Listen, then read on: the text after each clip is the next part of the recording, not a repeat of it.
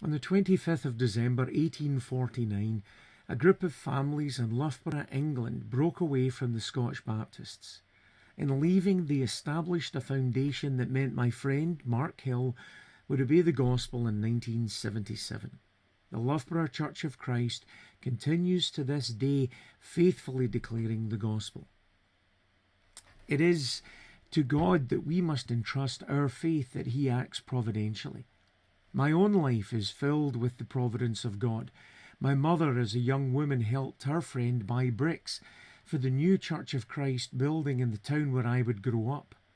My father was briefly involved in a business with the man who would later baptize me. My brother's best friend was an elder, the elder who had first invited me to hear the gospel in 1988. We see God's providence too in the life of Timothy, a boy whose mother and grandmother ensured he would know the scriptures from his youth. The Bible is silent as to whether or not he ever knew his father, but for sure he knew his heavenly Father.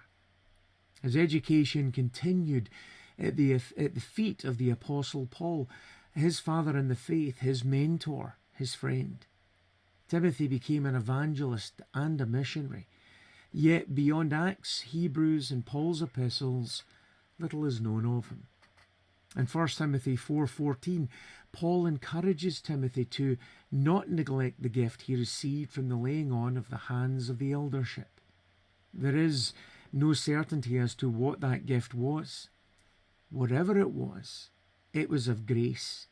That's the root of the Greek word. Rather than speculate on what it might have been, we ought to focus on what it most certainly included.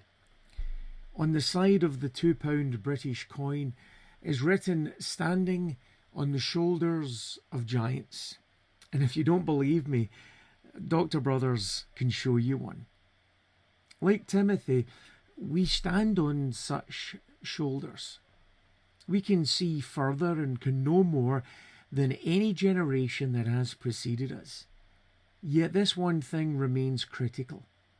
We must not neglect that gift, that church that Christ built, that responsibility of holding on to the faith once and for all delivered.